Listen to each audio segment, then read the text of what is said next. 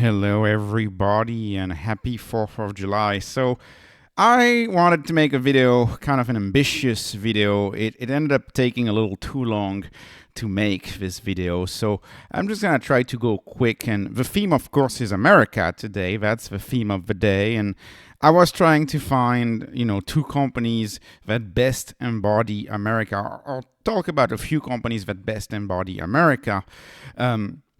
But I needed to pick a company, and so it's, to me, my criteria was, well, first of all, the company needs to have the potential to be the largest company in America, or at least one of the top 5.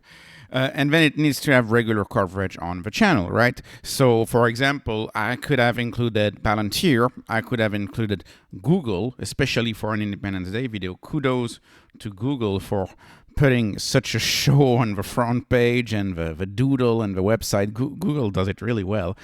Kudos to them. I could have talked about Google. I could have talked about Palantir, but I don't cover these very much on the channel because everybody covers Palantir.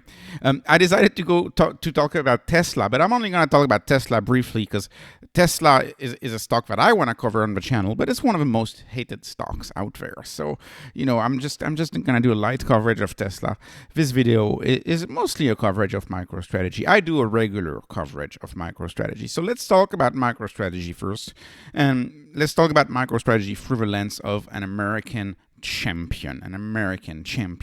So MicroStrategy, what is it? It's the Bitcoin champion. If you look at the total return of MicroStrategy ever since they adopted a Bitcoin strategy, which was August of 2020.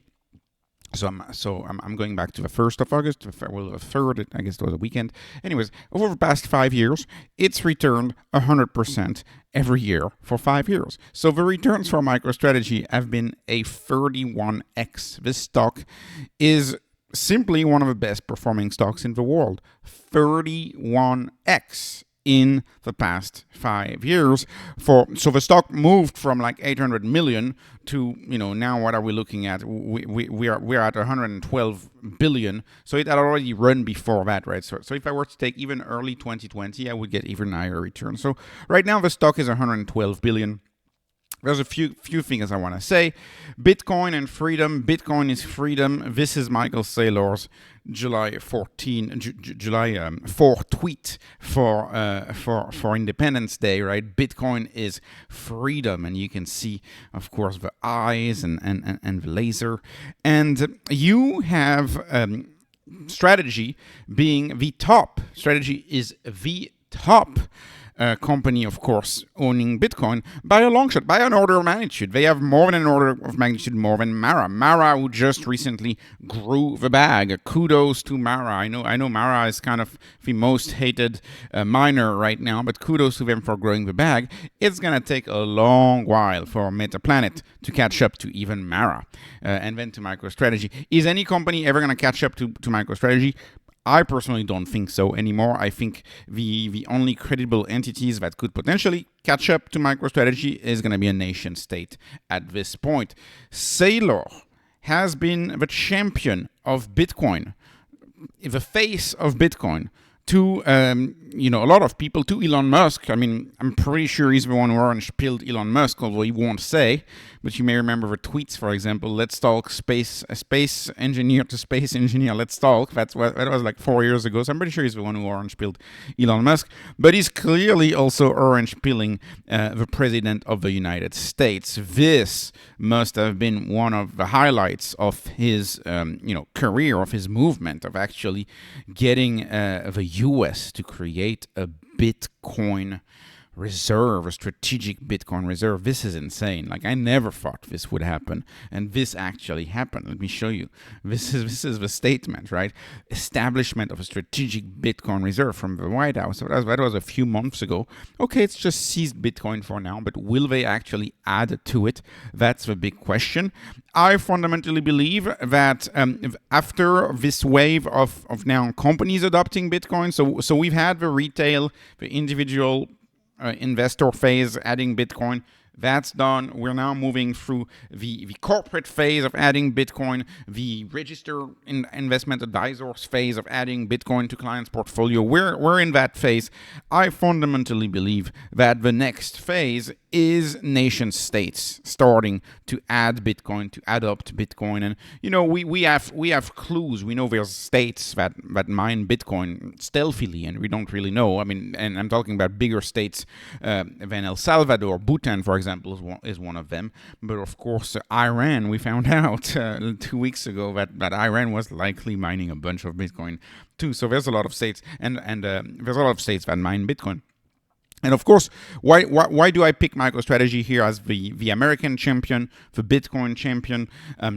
Because in light, and this is something I haven't commented too much on, but in light on the big beautiful bill passing the House, so it passed the House, so now it's going to the president, and the president's gonna sign it. I assume today, right? That would be the day to sign it. As this goes on, one thing, in my view, is becoming more and more clear is that there's no stopping the debt. There's no stopping the devaluation of the US dollar. Of course, this channel is called Beat the Denominator. I spent a lot of time on this channel in the early days discussing this. There's no way out. We have 37 trillion, and this bill will add 5. That's already big enough. 5. This bill will add 5 trillion to the debt ceiling, which means that a lot of the bills that are going to get passed in the future, a lot of the spending decisions, they can then go ahead because we can increase the debt ceiling for essentially the whole term of current projects. So the national debt is going to go through the roof. Who's going to buy that paper? Who's going to buy the treasuries, right? Who is going to buy those treasuries? Well, we know that at the end of the day, the buyer of last resort is the Fed, right? When they do QE, when they do treasury operations, the buyer of last resort is the Fed. And when the Fed buys treasuries, it's as simple as that. It's monetary printing. The Fed prints the money to buy the treasuries, and eventually that will happen. And right now we're in a period of bluff where the Fed is not doing that. But eventually the demand for bonds is going to wane, and because that demand is going to move elsewhere. And that's a big part of my thesis. That demand is going to move elsewhere. That demand is likely going to move to Bitcoin. And so you can see a lot of course, the second biggest asset type is bonds. That's the second biggest asset type. And as people move away from owning government bonds to maybe owning Bitcoin-backed bonds, which MicroStrategy is the biggest purveyor of Bitcoin-backed bonds. That money who's now going to Bitcoin-backed bonds, and I'm talking multiple years in the future, that money is not buying government debt. And so that's why, if that money is not going to buy government debt, who's going to buy the government debt? In my view, it's going to very, very likely going to be the Fed. That's my view. I'm not sure that will happen. Of course, we have a lot of hope for stablecoins. Stablecoins is the wild card, right? If stablecoins really take over the world, that could be very, very good for U.S. bonds, because if you have a stablecoin, it needs to be backed by a U.S. bond. But anyways, the debt is we add more debt in exchange for what Elon Musk has called pork, what I will call tax breaks. I was going through the list. I'll end on this. I was going through the list. One of the things that surprised me the most in the many tax breaks that there is in this bill is this one. I had no idea. I knew Japan. I knew Japan and the Japanese still did whaling. I had no idea that actually whaling was from what I understand, a pretty big industry in Alaska.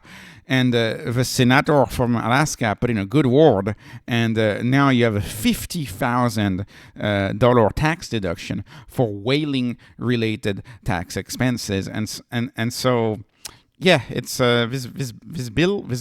We're just gonna spend money into oblivion. It's like, if you find like how is this a priority? I have no idea. I'm sure whaling captains are very happy. But you know, anyways, it's just the inflation is coming. That's it. Inflation is coming, and it is coming big time. And that inflation, in my view, will be mostly in assets that are not in the CPI, right? In the CPI, the real estate, your home, in the CPI, it's considered an investment. So it's not there. They just look at rents. They don't look at that in the CPI. And so the government will go on and report, oh, look, we have low CPI. Oh, look, we have 2%. But actually, for the assets that really, really matter, and assuming that every American aspires to owning a nice house, aspires to owning Bitcoin, well, Bitcoin in those terms is just going to go through the roof. That is my take. That is my opinion. If you watch this channel, you likely think the same. So MSTR, that's our champion. That's the Bitcoin champion. And I believe this company has a shot at becoming, let's call it top 2 or top 1 American company within maybe a 10-year time frame. That's the way I look at this.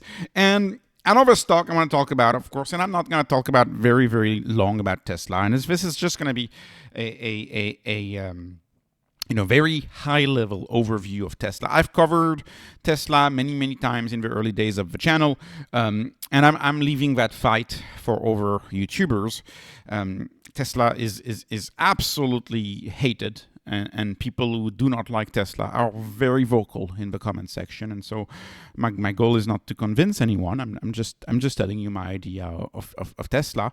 I view Tesla as kind of a Standard Oil of our era. The problem is that we can't see how big Standard Oil would have been, because Standard Oil was busted by this guy called the Trust Buster.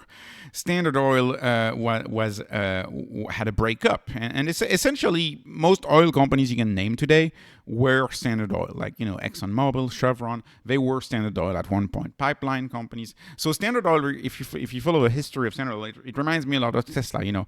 Rockefeller was extremely innovative, created stable oil that didn't explode as much, found the idea to use that explosive gasoline and stop throwing it into the Cuyahoga River. He created the pipeline. He created the gas engine. He was very, very, very much disliked in his day. A little bit like Elon Musk, right? Does that ring a bell, right? Elon Musk is disliked by a lot of outspoken people. That was the same for Rockefeller. But he nonetheless ended up creating an industry that consumed so much, that was so huge. And we thought a lot of things actually back in that era. People thought that a lot of things would end up being powered by gasolines. Factories would be powered by gasoline, telephones, hair dryers, vacuum cleaners. People thought that until, of course, electricity became the next revolution. And this revolution, of course, the electric revolution was by these guys, right? Edison, Westinghouse, Tesla. And that was the early 1900s, late 1800s. That came after oil. And that was a really big deal. And then we are slowly witnessing a world where electric is taking over, and we see fewer and fewer gas-powered items and more electric-powered items. Go to your local hardware store and look at how many tools, for example, they used to be gas-powered. How many of these tools today are electric-powered? Well, more and more, and those batteries get better, and it just gets better and better. And that's the nature we live in. So if you think about industrial waves and long-term waves, if you assume that gas was 150 years wave, well, we're a new wave in electricity, and that wave of electricity, we're maybe 100 years in. And so I believe the best times for electricity are ahead, and I believe the company that is the best position to capture these best times for electricity are Tesla. And Tesla is named, of course, after the winner of the current wars, the AC current, right? Tesla was the AC current team, and he won against Edison, and so Tesla picked the name of a winner for its company. And the question is, of course, is it just a car company? And I'm not trying to convince people, but I think Tesla obviously is much more than a car company. I would not be interested in buying a car company. The margins are lousy. The product is tough to sell. It's dependent on financing rates. It's got so much regulation. Car company is not appealing, but owning an entire electrical industrial complex, I think, is extremely compelling. AI compute, the power of electricity right now, we're seeing this coming in a grander and grander scale. And Tesla, of course, is a leader in this, believe it or not. I mean, if you look at what they did in Memphis, if you look at the way NVIDIA praises Elon Musk and the way he deployed the GPUs, Tesla is a leader in this. Industrial battery, they're opening a new industrial battery facility in China. The facilities are going at full steam in the US. This is a very, very, very high demand product. It's doing very well. This company has an undeniable ability to scale and manufacture, and of course Tesla bears are very quick to tell you how good Tesla is at manufacturing, and they manufacture cars faster than they sell them, and of course that's because Tesla has become so good at manufacturing. And right now it's very tough to sell a car. A car is dependent on interest rates, and it's very, very tough to sell a car.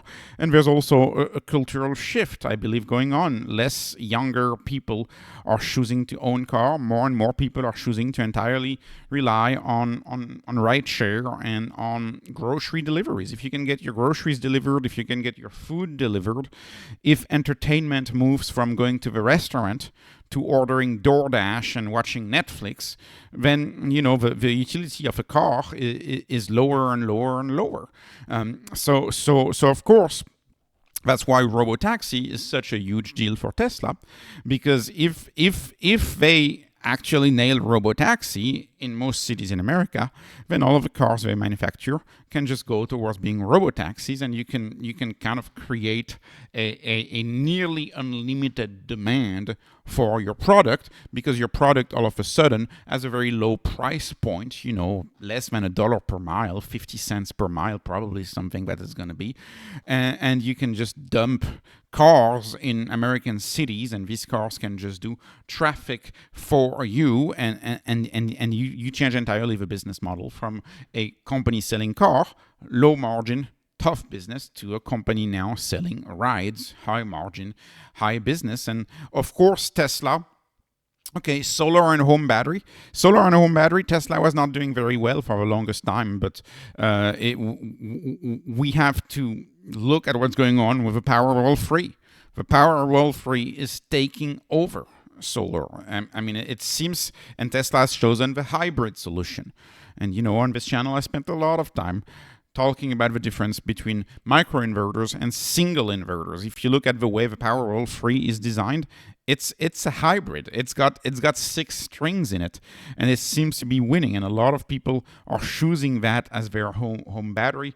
Of course, chargers, the charging network, the North American charging standard. Tesla already won that. Tesla, just like Standard Oil owned the stations, the gas stations, Tesla also owns the charging stations. Trucking is going to ramp pretty soon. There's a lot of opportunity, and of course, bot. Bot is the last opportunity. Tesla is at the heart of bot.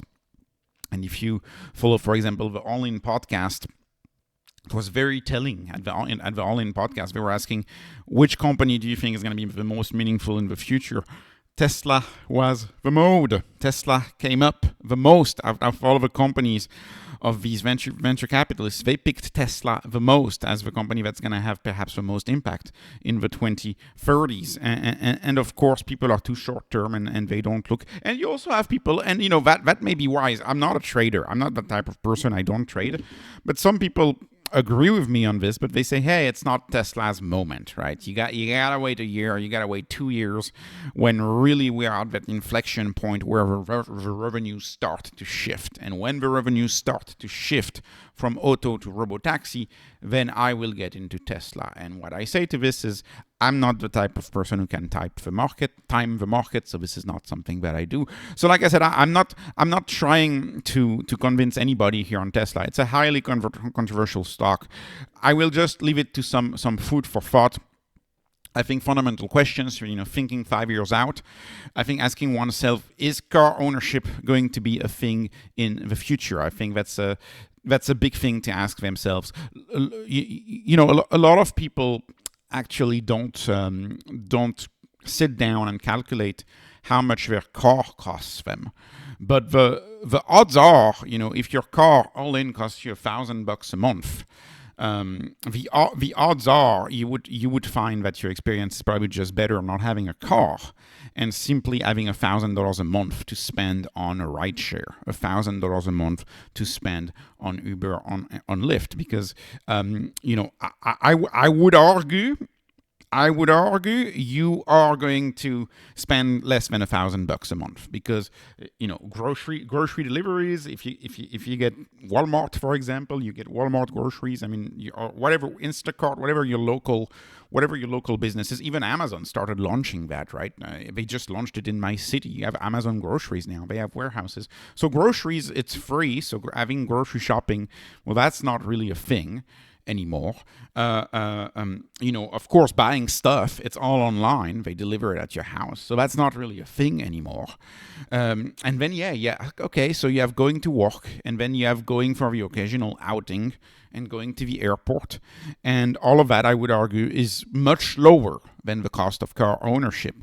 Perhaps for some people, one order of magnitude lower than the cost of car ownership. And if you start valuing your time, let's say you value your time at $50 an hour, Uber and Lyft is about $50 an hour. So let's assume you value your time to read, to listen to podcasts, listen to audiobooks. You value your time at $50 an hour. Well, in that case, I believe Uber and Lyft already make sense entirely, because if you live in the country, driving is easy, right, in the country. But if you live in a big city where driving is nuts, and when you have highways with 8 cars, try to listen to the latest Robert Breedlove philosophical podcast about this tiny minor aspect of Bitcoin, and try to get deep into your podcast when you're driving on an 8-lane freeway with people just cutting you left and right. Like try to do that, right? It's like, yeah, there's cozy driving. If you do a cozy road trip on Route 66, you can listen to your podcast. It's great, and you can just do whatever. But if you drive in a busy town, you may know very, very well that you can't do everything in your car. So this saves you a lot of time. So one question is car ownership going to be a thing in the future? A lot of young people are making that trade-off, and they're realizing that, I'm not getting a driver license anymore. I also want to make the point, at some point, of course, it makes sense to not drive anymore, and that's for liability reason. And you'll hopefully not, but you'll never find a centimillionaire that drives a car, and there's a reason for that, right? Anyways, so that's the point I'm thinking about. Another quick key question, another food for thought, is what do you think is going to happen to gas stations or traditional automakers? Well, traditional auto is going to get a bailout, I can tell you. That's what's going to happen. But I think a bigger question is what happens to gas stations if they just lose 20% of their business? Because, of course, charging is going to the house. We're going to charge at the house. People charge at their house or at their apartments. And so what happens if a gas station loses just 20% of the business? Well, it's called a vicious cycle, because you see a lot of these small businesses, a lot of these gas stations, they got a lot of debt on it. And actually you may think, we're not going to lose gas stations, it's going to be fine. Well, actually, just losing a little bit of a business is enough for the gas station to go bankrupt, and it could have a domino effect. And you see it in some very busy cities. You start seeing this already in very busy cities with very expensive real estate. There's fewer and fewer gas stations. My guess is we're going to have fewer and fewer of them, because a lot of these facilities are financed by debt. And when a business has too much debt, it only takes a small drop in demand for the business to be in trouble. And then that creates another vicious cycle where people are tired because, they can't find gas. So if you can't find gas, what do? you eventually get an electric car or go entirely rideshare. So that's another point that I have. And the last point is, what's the present value of future cash flow of robotaxi, of bot? And then once you have that present value, which is in the many trillions, let's not kid ourselves, it's in the many trillions. And then you take that present value and you start tacking an expected value on it. So what do you think the odds of these two happening are? What do you think? Do you think bot is 1% odds of happening? If you put a 1% odd of happening to bot and you do your expected value, right there you got the valuation of Tesla. Like right there you got the valuation of Tesla. Right. I mean, robotaxi, put a 10% chance of happening and do the future cash flow, present value of future cash flows for robotaxi, and say they only have a 1 out of 10 chance of having the success that I'm describing. There you go. You got your whole value of Tesla. So Tesla is a very frustrating stock to own because in the short term it moves. But Elon Musk said this 14 hours ago: AI and robotics is the only way. So he's clearly focusing on bots, and so. Do you want to take a bet against that? Is it too hard? Does it go in your too hard pile? Anyways, I'm very optimistic about this stock, but I leave this battle to other YouTubers. This is a battle for other YouTubers. So, what am I gonna say? Talking like a millennial. Good vibes only today. Today is a wonderful day. Happy 4th of July. I'm studying for my citizenship test. I have it on July 14, so that's going to be very fun. I might make a video about that. So America is the best country in the world. There is no doubt in my mind, and so I'm so happy. I'm gonna now go to celebrate this day. And that's going to be a wonderful day. And I hope you have a wonderful day too with your families. This was not investment advice, not financial advice, only entertainment on this channel. Please like, please subscribe, follow me on Patreon, follow me on X. Thank you for watching and have a wonderful, wonderful day.